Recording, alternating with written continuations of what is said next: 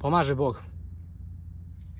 Danas ćemo da završimo sa čitanjem o telesnom, duševnom i duhovnom životu čoveka, kako je to objasnio Sveti Teofan Zatvornik. Za one koji ne znaju, čitamo iz knjige Živeti za večnost, šta je duhovni život i kako ga steći. Na zadnjoj korici ove knjige piše šta je knjiga u suštini. Ovo su zapravo 3 knjige u jednoj knjizi. Ovo su 3 knjige sa pismima Svetog Teofana Zatvornika. A ja mislim, ako sam dobro razumeo, da mi čitamo trenutno iz knjige šta je duhovni život i kako ga steći. Mislim da je to tako.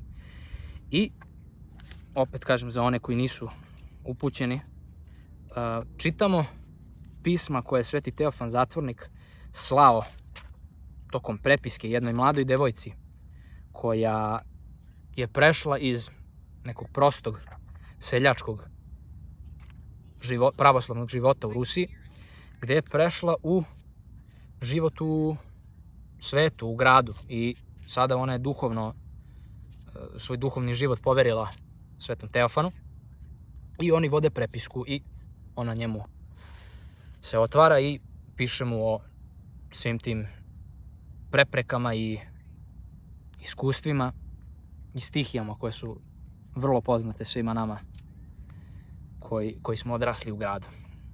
Tako da, ovo je neformalni kraj ovog serijala, jer smo prošlih par nedelja čitali o telesnom, duševnom i duhovnom životu u toj prepisci.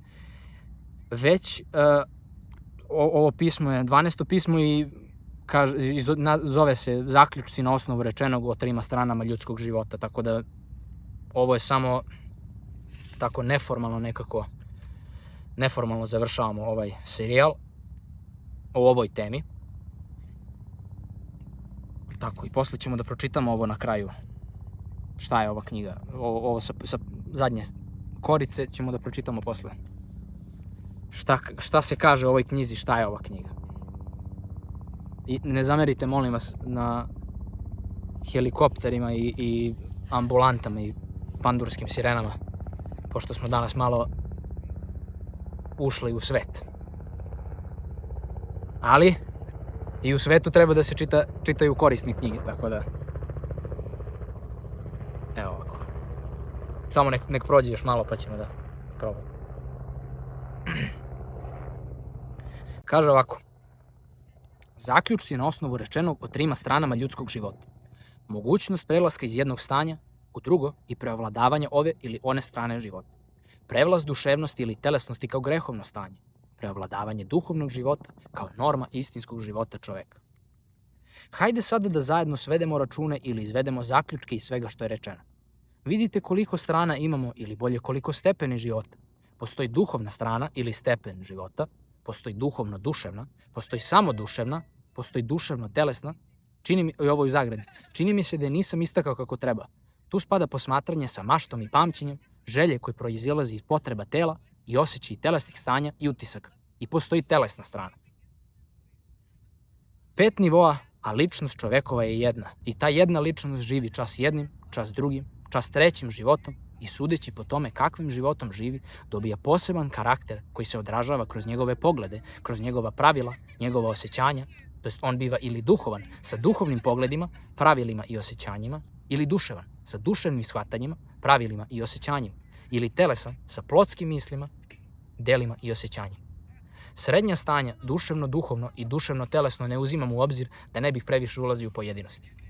To ne znači da kada je čovjek duhovan, za duševnost i telesnost u njemu više nema mesta, nego da tada duhovnost postaje preovlađujuća u njemu, potčinjavajući sebi duševnost i telesnost.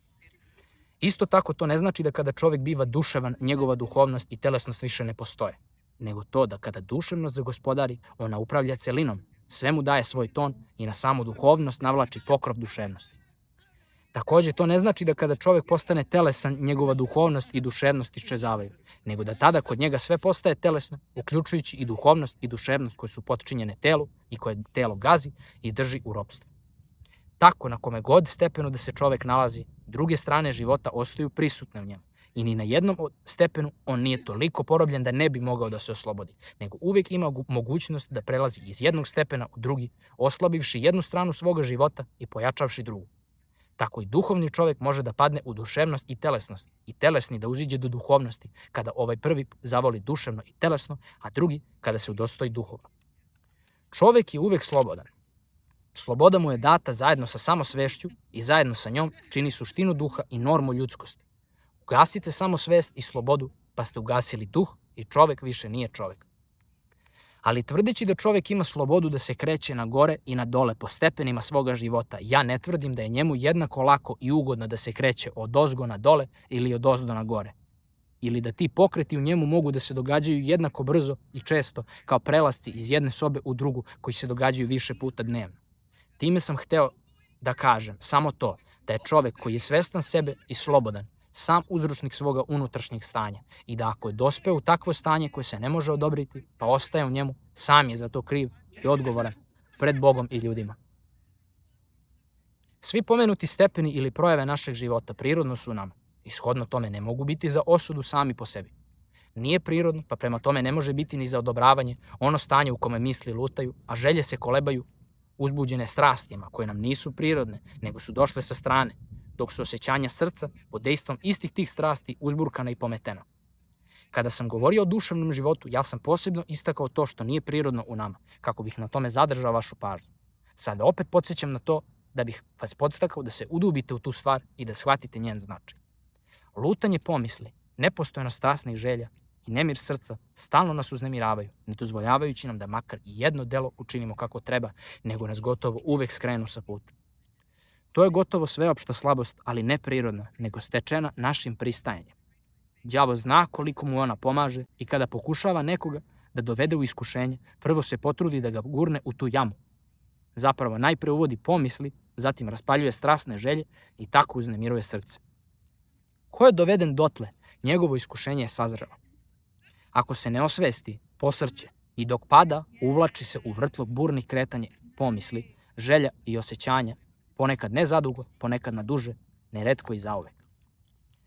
Takav život čiji ste delić, setite se i sami doživeli, sav protiče u tom vrtlogu i biva, sudeći po svojim rezultatima, negde burniji, negde tiši, negde skromniji, a negde otvoren u svojoj golotinji i sramoti.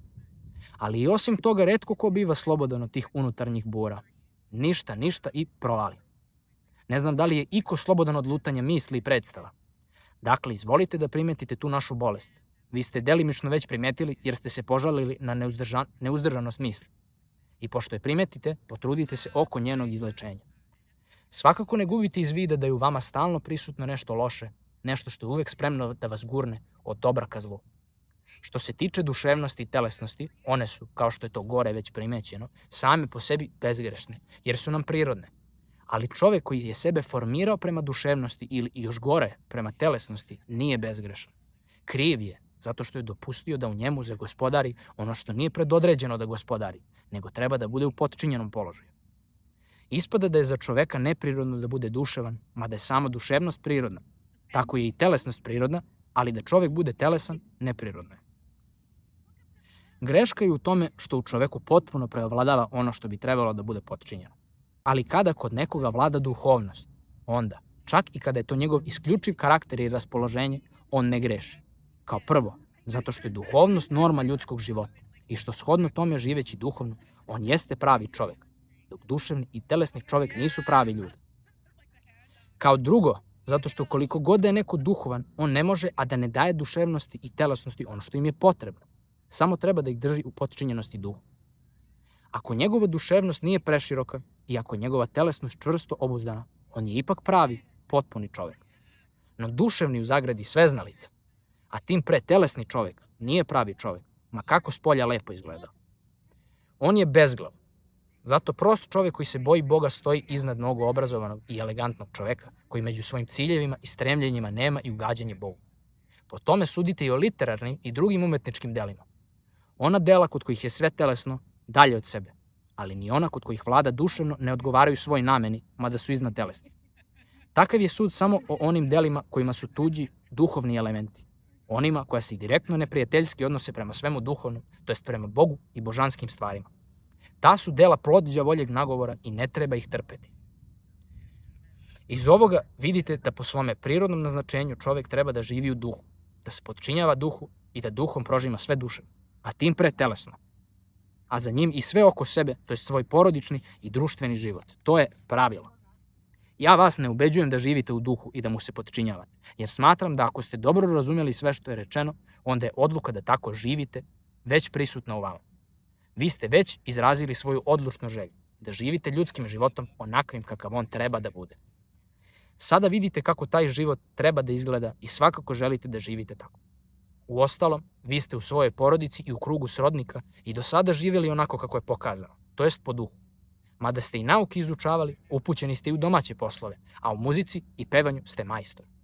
Vama predstoji ne da se potpuno predate duhovnosti, nego da je podržavate i čuvate, kloneći se uticaja i privlačnosti duševno-telesnog života u čiji ste vrtlog počeli da padate.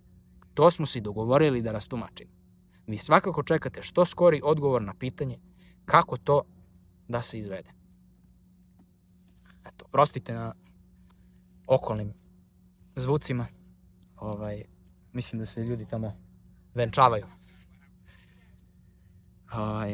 Eto, to su ti zaključci. Poslušajte još jednom, ako sam možda ubrzao ili tako nešto, prostite mi, molim vas.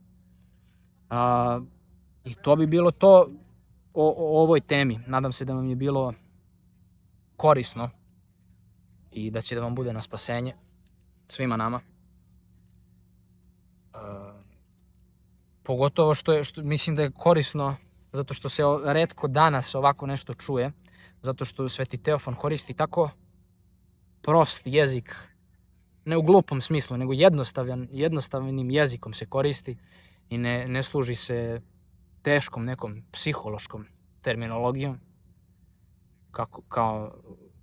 kako današnji duhovnici imaju naviku da ubacuju neke psihološke termine pa onda da time nešto objašnjavaju, ali evo Sveti Teofan demantuje to vrlo jednostavnim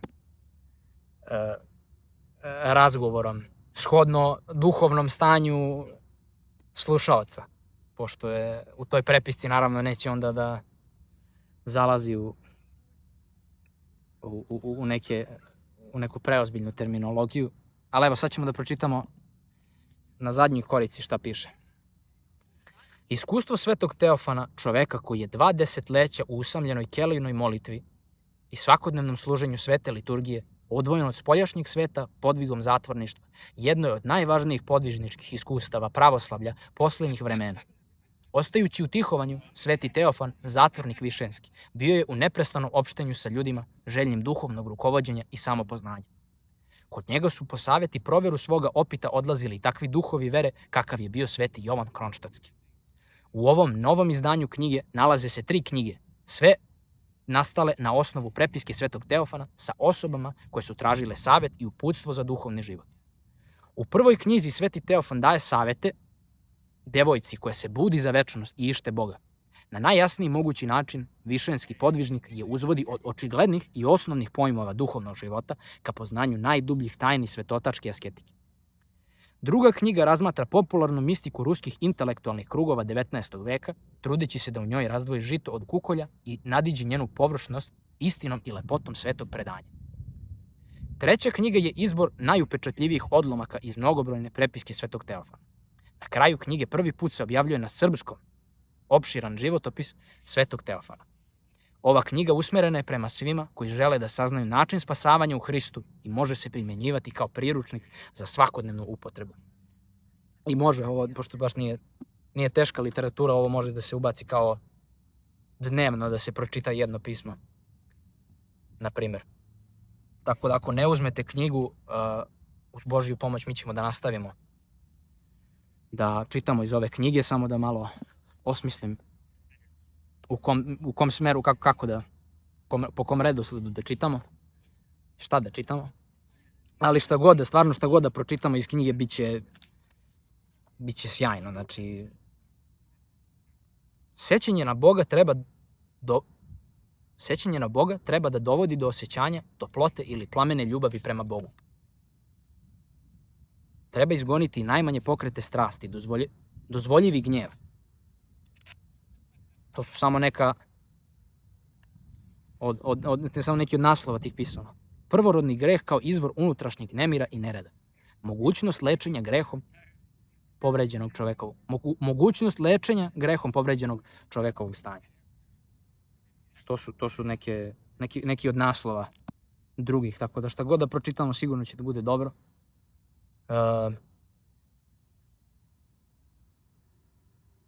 I tako. Šta da kažem? Sve ovo uvek dobro poslušati ili pročitati još par puta. Opet kažem, nadam se da vam je bilo od koristi i uz Božju pomoć ćemo da nastavimo da čitamo ovo. I tako, da ne dužim više. Toliko za ovaj put, pa nekom je na spasenje i u život večni. Tako. S Bogom!